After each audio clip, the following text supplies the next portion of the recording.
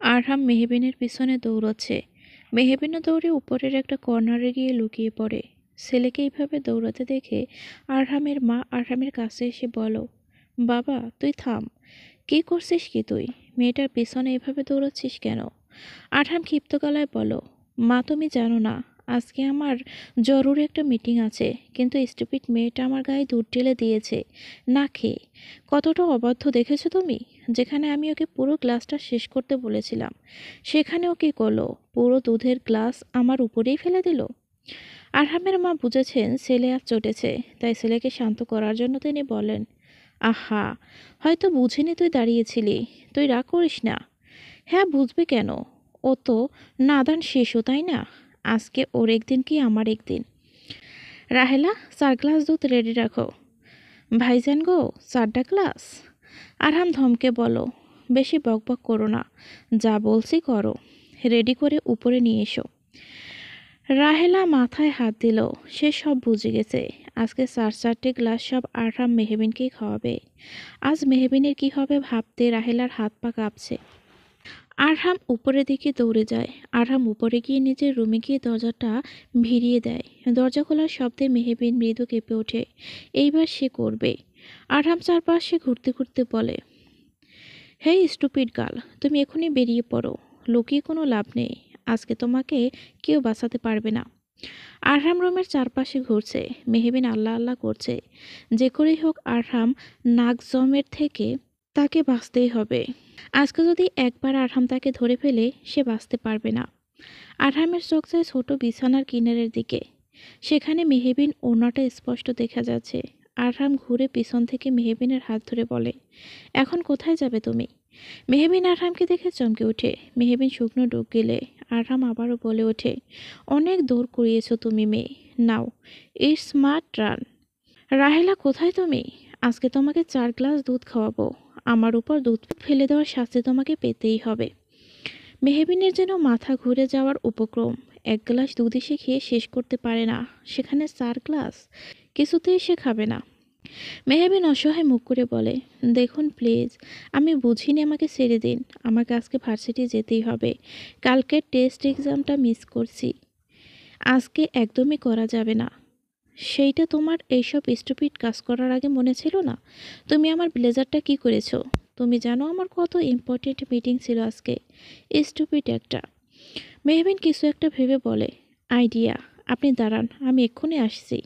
মেহবিন উঠে দাঁড়াতে নিলে আরহাম পুনরায় মেহবিনকে বসিয়ে বলে, এই মেয়ে, তুমি আবারও পালানোর ধান্দা করছো? আরে বাবা, পালাবো না, একটু অপেক্ষা করুন, আমি আসছি।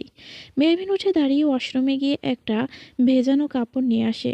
আরহাম তা দেখে বলে, এইটা দিয়ে কি করবে? মেহবিন বিড়বিড় করে বলে, আপনাকে ইচ্ছে মতো ধুবো। কি বললে? আগে কিছু না, আপনি চুপটি করে বসুন না। মেহবিন আরহামের কাছে বসে। আরহামের ব্লেজারে লেগে থাকা দুধটুকু মুছতে শুরু করে দেয়। আরফান মেহবিনের দিকে তাকায়। মেহবিন আরহামের অনেকটাই কাছে, ঠিক যতটা কাছে আসলে একে অপরের নিঃশ্বাস গুনতে পারা যায়। মেহবিন কাপড়টা রেখে লেবু দিয়ে জায়গাটা পরিষ্কার করার প্রচেষ্টা করে। রাহেলা রুমে ঢুকে দুধটুকু তাড়াহুড়ো করে নিয়ে আসতে গিয়ে দুধের গ্লাসগুলোই রাহেলার হাত থেকে পড়ে যায়। রাহেলা ভাইজানকে বলে চিৎকার করে। মেহবিন চিৎকার শুনে উঠে দাঁড়ায়। অতঃপর মেহবিন রাহেলার কাছে যেতে গিয়ে দুধে পা লেগে পড়ে যেতে নিলে আরহাম মেহবিনকে কোমর চেপে ধরে নিজের সাথে চেপে ধরে, যাতে মেহবিন পড়ে না যায়। আরহাম শক্ত কণ্ঠে বলে, এই মেয়ে, এইভাবে কেউ হাঁটে? হাউ স্টুপিড ইউ, একটু হলেই তো পড়ে যেতে। রাহেলার চিৎকার শুনে আরিয়ান, মজনু ও আকাশ চলে আসে। আরিয়ান ঘরের এই অবস্থা দেখে বলে, ভাই কিসের এত চিল্লাচিল্লি? আরহাম মেহবিনকে উদ্দেশ্য করে বলে, কিসের জন্য আবার? আমাদের বাড়িতে একটি স্টুপিড আছে না, তার কাজই তো প্রতিটা পদে স্টুপিড সব কাজ করা। আরহামের হাত এখনো মেহবিনের কোমরে। মেহবিন তাকিয়ে দেখে আরিয়ান সহ সবাই তাদের দিকে ডেবডেব করে তাকিয়ে আছে। মেহবিন এইরকম চাহনিতে মেহবিনের মুখশ্রীতে একরাশ লজ্জা এসে ভিড় করে। মেহবিন আরহামের কানে ফিসফিস করে বলে, ছাড়ুন। কি ছাড়বো? 20 রকম লোক একটা, আমাকে ছাড়ুন। মেহবিনের কথা আরহাম তাকে ছেড়ে দেয়। আমি ফ্রেশ হয়ে আসছি। কোনো রকম আরহাম কথাটি বলে ওয়াশরুমে ঢুকে যায়। বোঝাই যাচ্ছে বেচারা লজ্জা পেয়েছে। আরহামকে এইভাবে যেতে দেখে আরিয়ান ও বাকি সবাই হেসে ওঠে। মেহবিন বেচারি বিছানায় বসে পড়ে। আরিয়ান মেহবিনের পাশে বসে বলে, একটা কথা বলবো মেহু? কি? এই যে ভাই তোকে সবসময় আগলে রাখে, এই আগলে রাখার মানুষটা কিন্তু আমাদের জীবনে বড্ড প্রয়োজন। আমাদের জীবনে কত মানুষ আসবে আমাদের কষ্ট দিতে, কিন্তু সেই ক্ষতে মলম লাগাতে একজন আগলে রাখার মানুষটি একবারই আসবে। হয়তো তোর জীবনের আগলে রাখার মানুষটি হলো ভাইয়া। মেহবিন আরিয়ানের কথার সঠিক মানে বুঝতে পারল না। সে আরিয়ানকে জিজ্ঞাসা করবে, কিন্তু তার আগেই আরিয়ান বেরিয়ে গেল। আরহাম মেহবিনকে ভার্সিটির গেটের সামনে রেখে চলে যায়। আজকে আরহাম একটু বেশি ব্যস্ত ছিল, তা মেহবিনকে স্টুপিড বলার সুযোগও পায়নি। মেহবিন নিজের ক্লাসে চলে যায়। সেখানে চলে যেতেই তার চোখ পড়ে যায় বান্ধবীদের দেখে। তাদের মতো আলিশাও ছিল, যে মেহবিনের কষ্টকে দ্বিগুণ করে দিতে অভ্র এবং মায়রার ঘনিষ্ঠ মুহূর্তের ছবি মেহবিনকে পাঠিয়েছিল। মেহবিনকে এতদিন পরে দেখে তারা এগিয়ে আসে। আলিশা বলে, মেহু তুই? কেন, আশা করিসনি? কি ভেবেছিস তোদের মতো স্বার্থপর কিছু বন্ধুরা এবং অভ্রের মতো প্রতারকের জন্য কষ্টেই আমার দিন পার হয়ে যাবে? দেখ মেহু, তুই কিন্তু বেশি বলছিস। আলিশাকে থামিয়ে মেহবিন আবারও বলে, যেখানে তোদের মতো মুখোশধারী বন্ধুরা আছে, সেখানে আরিয়ানের মতো বন্ধুরাও আছে, যারা আসল বন্ধুর মতো বিপদে এগিয়ে আসে। তারা আছে বলেই আমাদের মতো মানুষেরা শত আঘাত পাওয়ার পরে উঠে দাঁড়াতে পারে। আসলে বন্ধুত্বটা এমনই। বন্ধুর মতো বন্ধু যদি আমাদের জীবনে থাকে, সত্যি বলছি, জীবনটা বড্ড সহজ হবে। ওদেরকে সরিয়ে ঘুরে দাঁড়ানোটাও বড্ড সহজ হবে। শুধু জীবনে আরিয়ানের মতো বন্ধু হলেই চলবে। মেহবিনের কথা শুনে সবাই চুপ হয়ে যায়। মেহবিনের সবাইকে পাশ কাটিয়ে তার নিজের জায়গায় গিয়ে বসে। আরহাম মিটিংয়ে তার নিজের করা ফাইলসগুলো তাহসানকে নিয়ে তাদের টিমের সবাইকে বুঝিয়ে দিচ্ছে। সবাই খুব ভালো করে বোঝার চেষ্টা করছে। রুশা শুধু মুখ কালো করে দাঁড়িয়ে আছে। কিছুটা অভিমান কাজ করছে আরহামের প্রতি। কালকের দিনটাতে অন্তত সে আরহামকে আশা করছিল, কিন্তু আরহাম তার আশায় এক প্রকার জল ঢেলে দিয়েছে। আরহাম কাজের ফাঁকে গম্ভীর সুরে বলে, মিস রুশা, আমি যখন কিছু বুঝাই সেই টাইমে কেউ অমনোযোগী থাকুক, তা আমি মোটেও পছন্দ করি না। আরহামের কথায় রুশা সরি স্যার বলে। আরহাম পুনরায় তার কাজ শুরু করে দেয়। রুশাকে নিজেকেই নিজে বকতে শুরু করে। সে কার প্রতি অভিমান করছে, যার কাছে সে মোটেও কোনো গুরুত্বপূর্ণতা পায় না। তাহসান রুশাকে দেখে বলে, are you okay miss Rusha? Yes sir, I am okay. Please continue, আমি আসছি। কথাটি বলে রুশা বেরিয়ে যায়। তাহসান কিছু যেন আন্দাজ করতে পারছে। অভ্র বাড়ি থেকে সোজা গাড়িটা ভার্সিটির দিকে ঘুরায়। মেহবিনকে আজকে সে যে করেই হোক তার কথা শুনতে হবে। অভ্র তাকে প্রয়োজন বলে বাধ্য করবে, তবুও মেহবিনকে তার কথা শুনতেই হবে। যদিও আজকে মায়রাকে দেখে অভ্রের কেমন যেন ঠিক লাগছিল না। মায়রার ফোনটাও বন্ধ। কিছুতে একটা করতে চাইছে মায়রা, কিন্তু কি? অভ্রের মধ্যে এখন নানা রকম চিন্তা এসে ভর করছে, তাই সে দ্রুত গাড়ির স্পিড বাড়িয়ে দেয়। মেহবিন নিজের টেস্ট এক্সামটা দিয়ে ক্লাস থেকে বেরোতেই দেখে মায়রা এবং তার গার্লস গ্যাংয়ের সব সদস্যরা দাঁড়িয়ে আছে।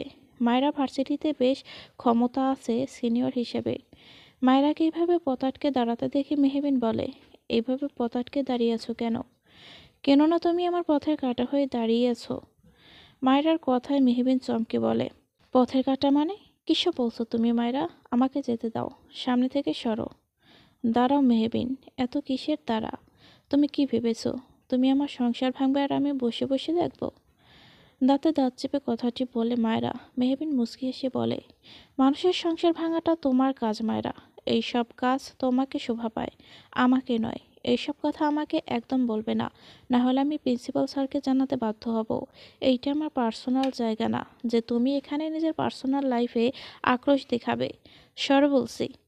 মেহবিন মায়রাকে পাশ কাটিয়ে চলে যেতে নিলে মায়রা মেহবিনের দিকে পা বাড়িয়ে দিয়ে, যার ফলে মেহবিন পড়ে যায় নিচে। মায়রাও তার বন্ধুরা একসাথে জোরে জোরে হাসতে থাকে। মায়রা হাসতে হাসতে বলে, ওলে বাবালে, আমাদের মেহরানি কত বড় কথা বলে, অথচ ঠিকমতো হাঁটতেও পারে না। মেহবিনকে দেখে ক্যাম্পাসের সব ছেলেমেয়েরাই হাসছে। মেহবিন ঠোঁট কামড়ে নিজের কান্না আটকানোর চেষ্টা করে। মায়েরাও সবাই মিলে উচ্চস্বরে হাসাহাসি করছে। মেহবিন উঠতে চাইছে, কিন্তু পায়ের চোটের জন্য উঠতে পারছে না। মায়েরা মেহবিনের দিকে ঝুঁকে বলে, আহারে, আমাদের মেহু ব্যথা পেয়েছে। ওলে বাবা, বেশি ব্যথা পেয়েছো তাই না? মায়েরার এক বান্ধবী মেহবিনের দিকে হাত বাড়িয়ে বলে, কই মেহু, উঠে পড়ো। আমার হাতটা ধরে, বেশি ব্যথা পেয়েছো তুমি? উঠো। মেহবিন তার হাতটা ধরতে নিলে মেহবিনের বান্ধবী নিজের হাতটা গুটিয়ে বলে, হুম, তুমি তো খুব সাহসী মেয়ে। আমাদের মায়েরাকে এতগুলো কথা শুনিয়ে দিলে, যার সামনে কেউ গলা উঁচু করেও কথা বলতে পারে না। তাকে তুমি এতগুলো কথা শুনিয়ে দিলে। সত্যি তুমি বড্ড সাহসী। তুমি বরং একাই উঠে পড়ো। মায়রার বান্ধবীর কথা শুনে মায়রা সহ বাকিরা আরেক দফা হেসে উঠল। মেহবিনকে সকলে মিলে এক প্রকার হাসির পাত্র বানিয়ে ফেলেছে। মায়রা মেহবিনকে উদ্দেশ্য করে এক কটু গলায় বলল, আমার আরহামের থেকে এক হাত দূরে থাকবে। তুমি জানো না মেহবিন, আমি কতটা খারাপ হতে পারি। আমার সংসার ভাঙতে আমি কিছুতেই দেব না। আজকে শুধু ওয়ান করলাম, আসল শিক্ষা তো আমি তখনই দেব যখন তুমি পুনরায় একই কাজ রিপিট করবে। কথাটি বলেই মায়রা ও তার বান্ধবীরা সামনের দিকে এগিয়ে যায়। মেহবিন চাইলে উঠতে পারছে না, কেউ মেহবিনের দিকে এগিয়ে আসছে না। সবাই শুধু দাঁড়িয়ে তামাশা দেখছে। মেহবিন কষ্ট করে উঠতে নিলে কেউ তার দিকে হাত বাড়িয়ে দেয়। মেহবিন তাকিয়ে দেখে আরহাম। আরহামকে দেখে মেহবিন ভরসাটুকু পায়। মেহবিন আরহামের হাতটুকু শক্ত করে ধরে। আরহাম মেহবিনকে আস্তে করে উঠিয়ে নেয়। আরহাম খেয়াল করে দেখে মেহবিনের পাটা ফুলে গেছে চোট পেয়ে। আরহামের মেজাজ বিগড়ে যায়। আরহাম মেহবিনের দিকে তাকিয়ে বলে, ব্যথা পেলে কি করে তুমি? সত্যি মেহবিন, সবসময় তোমার স্টুপিড কাজ না করলে হয় না। আরহাম মেহবিনের নিচে ঝুঁকে মেহবিনের পাটা নিজের হাঁটুতে নিয়ে পকেট থেকে একটা স্প্রে করে ব্যথা পাওয়ার জায়গাটাতে স্প্রে করে দেয়, যেন ব্যথাটা কমে যায়। সবার দৃষ্টি এখনো মেহবিন ও আরহামের দিকে স্থির। আরহাম মেহবিনের পায়ে হাত দেওয়ার জন্য মেহবিন অস্বস্তি নিয়ে বলো, কি করছেন কি? ছাড়ুন, আমার পায়ে হাত দিচ্ছেন কেন? স্টুপিড মেয়ে একটা, একদম চুপ করবে তুমি? পায়ে বেশ ব্যথা পেয়েছো, স্প্রে না করলে পাটা আরও ফুলে যাবে। মেহবিন আর কথা বাড়ালো না। আরহাম এইবার সকলের দিকে তাকিয়ে বলো, আর আপনারা সবাই এখন দাঁড়িয়ে কি সার্কাস দেখছেন? এখানে একজন ব্যথার কারণে উঠতে পারছে না, আর আপনারা এখানে মজা নিচ্ছেন? আদৌ আপনারা সবাই মানুষ? আরহামের কথায় মায়রা থেমে যায়। মায়রা যাচ্ছিল, কিন্তু আরহামকে দেখে সে ভুরু কুঁচকে তাকায়। সে বুঝতে পারছে না মেহবিনের সাথে অজ্ঞাত লোকটা মেহবিনের কে। আরহাম তাচ্ছিল্যের হাসি দিয়ে বলে, আজকাল মানবতা সবই হারিয়ে গেছে। আজকাল মানুষ বিপদে পড়লে আমরা তার দিকে সাহায্যের হাত না বাড়ালেও তার দিকে তাকিয়ে আমরা মজা নেই, তার ভিডিও করে ভাইরাল করি। এটাই আমাদের বর্তমান সমাজের মানচিত্র। সত্যি ঘৃণিত হয়ে উঠছে আমাদের সমাজ, আমাদের মানব সভ্যতা। আরহামের কথা শুনে সবাই শুধু মাথা নিচু করে দাঁড়িয়ে থাকে। মায়েরা এক কোণে হাত ভাঁজ করে দাঁড়িয়ে থাকে। আরহাম হয়তো তাকে দেখেনি, কিংবা তার করা কার্যকলাপের সাক্ষীও হয়নি। মায়েরা একটা জিনিসই বুঝতে পারছে না, কে এই লোকটা। মায়েরার কাছে কেমন যেন চেনা লাগছে, কিন্তু কোথাও দেখেছে ঠিক মনে করতে পারছে না। আরহাম মেহবিনের হাতটা ধরে আস্তে করে গাড়ির দিকে নিয়ে গেল। অতঃপর মেহবিনকে সাবধানতার সাথে গাড়িতে বসিয়ে গাড়ি নিয়ে বেরিয়ে পড়ে। গাড়িতে আরহামকে দেখেই বোঝা যাচ্ছে আরহাম বেশ চটে আছে মেহবিনের প্রতি। আরহামের মিটিংটা খুব তাড়াতাড়ি শেষ হয়ে গিয়েছিল, তাই আরহাম মেহবিনকে ভার্সিটি থেকে নিয়ে আসতে গিয়েছিল। কিন্তু যখন গিয়ে মেহবিন এইরকম খারাপ একটা অবস্থায় পায়, তখন আরহামের মাথাটাই কাজ করা বন্ধ করে দিয়েছিল। সে দ্রুত ছুটে গিয়েছিল মেহবিনের কাছে। মেহবিন গলাটা পরিষ্কার করে বলে, বলছিলাম কি, আমি না ইচ্ছে করে করিনি কাজটা। সঙ্গে সঙ্গে আরহাম গাড়িটা থামিয়ে দেয়। মেহবিন ঝুঁকে যায়।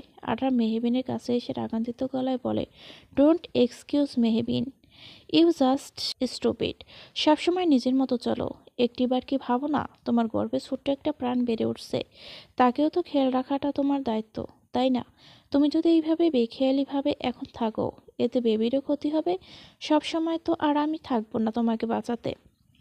আরহামের বলা প্রতিটা কথায় যেন ফুটে উঠেছে মেহবিন ও তার সন্তানের প্রতি গভীর চিন্তা। কিন্তু এত কিসের চিন্তা আরহামের? মেহবিন জানে আরহাম তার পাশে সবসময় থাকবে না। শুধুমাত্র কয়েকটা মাস মেহবিনের দায়িত্ব নিয়েছে।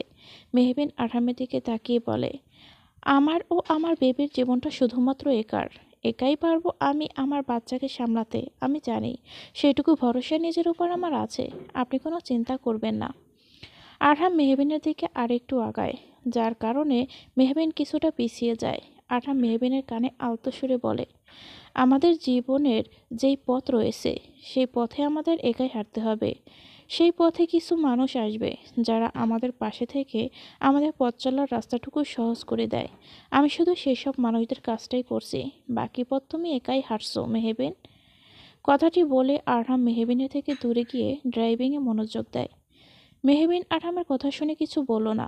আরহামের মুখে নিজের নামটি শুনে মেহবিনের ভালোই লাগলো। মেহবিনের যেন আরিয়ানের কথাটার মানে এখন হলেও বুঝতে পারছে। আরিয়ানের ভাষ্যমতে আরহাম এমন এক মানুষ যে সকল পরিস্থিতিতে মেহবিনকে আগলে রাখবে। পরক্ষণেই মেহবিন আনমনে ভেবে ওঠে আরহাম তো তাকে শুধু সাহায্য করছে, আর তেমন কিছুই না। মেহবিন নিজের মনটাকে শান্ত করে নিজের চিন্তাটাকে দূরে রেখে দেয়। এদিকে অভ্র ভার্সিটি এসে জানতে পারে মায়রার কার্যকলাপের কথা।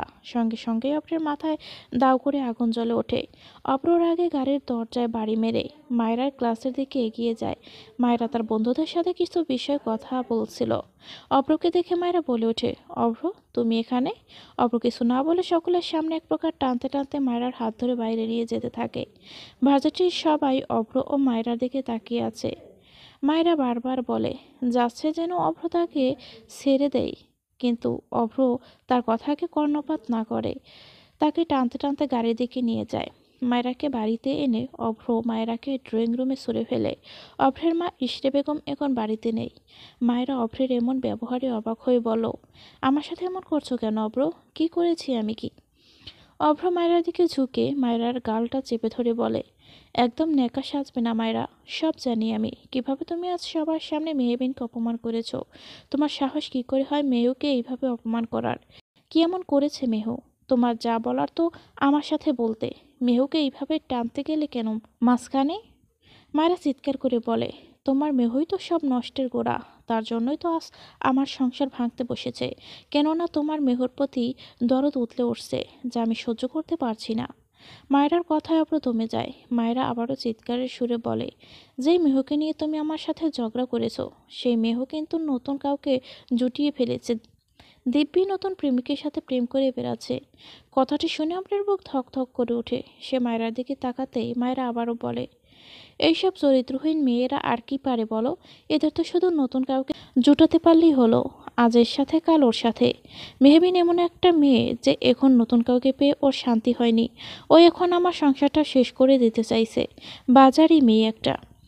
মায়রার মুখে এমন কটূক্তি বাক্য শুনে অভ্র মায়রার গালে থাপ্পড় দিতে গিয়েও থেমে যায়। মায়রা ভয়ে চোখ বন্ধ করে ফেলে। অভ্র কী ভেবে যেন নিজের হাত গুটিয়ে নেয়। মায়রার দিকে তাকিয়ে বলে, মেহবিনের নামে আর একটা বাজে কথা শুনলে আমার থেকে খারাপ কেউ হবে না মায়রা। অভ্র উঠে পড়ে। মায়রার চোখ থেকে জল গড়িয়ে পড়ল।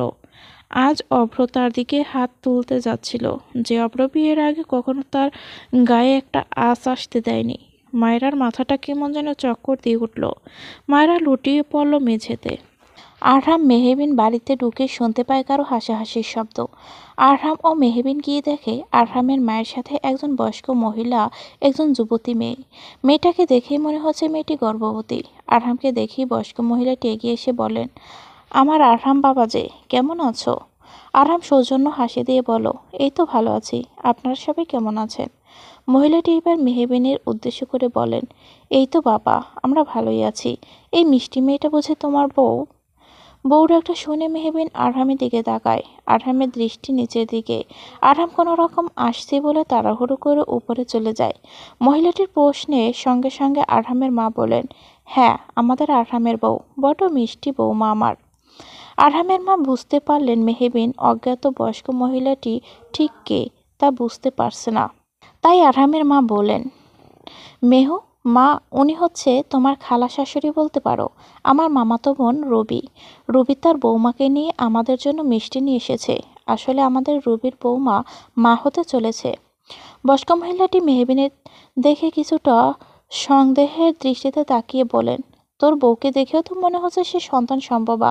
যতটুকু শুনেছি তা আমাদের মিষ্টি দিলি না, তার মধ্যে তোর ছেলে লুকিয়ে বিয়েও করলো, তারও কিছু জানালাম না। এ তো কিসের লুকোচুরি? আমাদের বৌমার খবর জানার পর তো আমরা পুরো এলাকায় জানিয়ে দিয়েছি। আমার ছেলে তো বাবা হওয়ার খবর জানার পরেই পুরো এলাকায় মিষ্টি বিতরণ করেছে। আচ্ছা, তোমরা কি কিছু লুকোচ্ছ? বয়স্ক মহিলাটির এরকম বিভ্রান্তকর প্রশ্নে মেহবিন কি বলবে বুঝতে পারছে না। সে তো জানে সে আরহামের বউ না, কিংবা তার সন্তানও আরহামের নয়। শুধুমাত্র 9টা মাসই সে এবং তার সন্তান আরহামের পরিচয় এ বাড়িতে রয়েছে। আচ্ছা, 9 মাস পরে কি হবে? কি হবে এই সন্তানের আসল পরিচয়? এসবই ভাবতে গেলেও মেহবিনের মাথা ধরে যায়। আরহামের মা কোনোরকম হেসে বললেন, আসলে কিছুটা তাড়াহুড়ো করে বিয়েটা হয়েছে।